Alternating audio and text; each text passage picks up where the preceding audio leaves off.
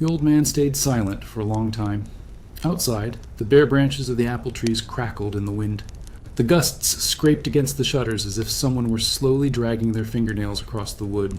The house smelled of dried herbs, old furniture, and ashes from the stove. His grandchildren sat on the floor near his chair, wrapped in blankets. The youngest, Kolya, looked up and asked, "Grandpa, what was the war like?" The old man did not answer immediately. His fingers trembled slightly on the armrest. He wasn't looking at the children. He was staring into the dark corner of the room as if someone was still standing there. "War," he repeated quietly. People like to lie about war, about heroes, medals, victories, but there are things they never wrote in newspapers, and it's better that way. He licked his dry lips. "I was 20 back then. Winter of 1942. We were sent into the forests near Smolensk. They said the Germans had lost contact with some secret facility. Several nearby villages had gone empty. No people, no livestock, but smoke still rose from the chimneys, as if the villagers had never left." The old man closed his eyes. "At first we thought it was just another massacre. Nothing unusual in those days. But then we found the first village." He fell silent.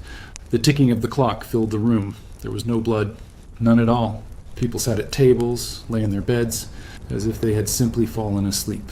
Only their skin was gray and dry, like old paper. And their eyes. Their eyes had sunk deep into their skulls, as if something had drained the life out of them. Kolya nervously moved closer to his brother.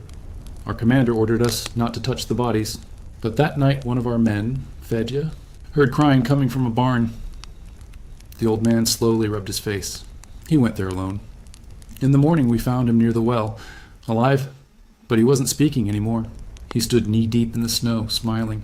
And his fingers, he had chewed them down to the bone." The old man let out a heavy sigh. "That was the first time we heard about Hydra, a classified division. The Germans didn't call them soldiers. They called them the next stage of humanity, as if war itself was no longer enough for them. They appeared 3 days later, at night, without footsteps. We were sitting inside the school building we had turned into headquarters. Outside, a blizzard raged, and suddenly every sound disappeared, even the wind. Then one of the soldiers began coughing, at first quietly, then harder. He doubled over and something black crawled out of his mouth. Not blood, something thick and writhing like a nest of wet worms. The old man's voice grew quieter. We tried to help him, but his skin began to move, from the inside, as if something was crawling beneath it. He screamed until the skin on his face split from the strain. Then the school door opened. They stood in the doorway, tall figures in long black coats, their faces hidden behind smooth masks without eye holes. And the smell, a sweet smell of rot. One of them spoke Russian. Very calmly, "Humans are weak," he said. "But fear makes the body obedient." The old man gripped the armrest so tightly his knuckles turned white. We fired at them. Bullets sank into them like wet flesh. They fell and stood back up again. Only now they moved differently, jerking, twisting, as if their bones had turned to rubber. Then came the worst part.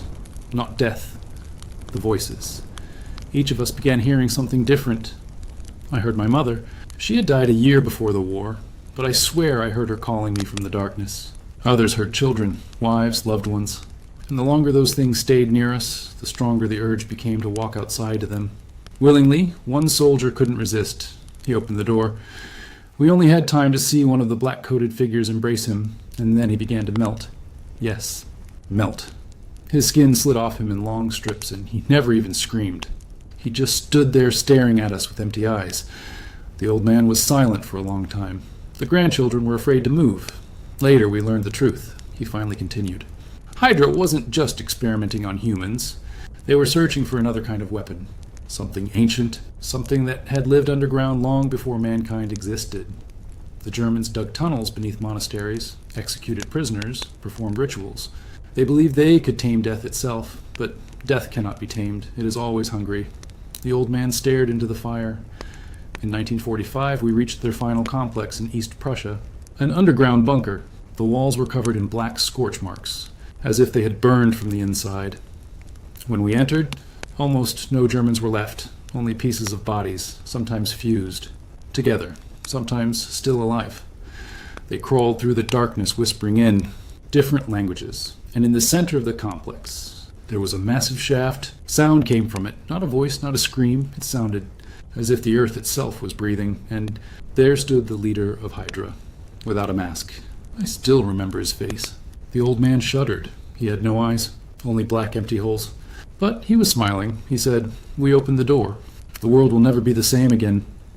Then something began to rise from the shaft. Even now I cannot explain what it was. It was too large for the human mind to understand. It moved as though it had no shape at all, and just looking at it made people twist inside out. But that day, our artillery began shelling the bunker. The ceiling collapsed. Fire spread through the tunnels. And all of it, the creatures, the experiments, all the evil the fascists had summoned to help them, remained buried underground. Forever. The old man exhaled heavily. We won in 1945. We destroyed the fascists, burned their laboratories, wiped out Hydra, but sometimes, slowly, he turned his head toward the window. Sometimes I think there are doors that should never be opened. At that moment, the wind slammed against the shutters, and for a second, the grandchildren thought they saw someone standing outside the window, tall, wearing a long black coat without a face.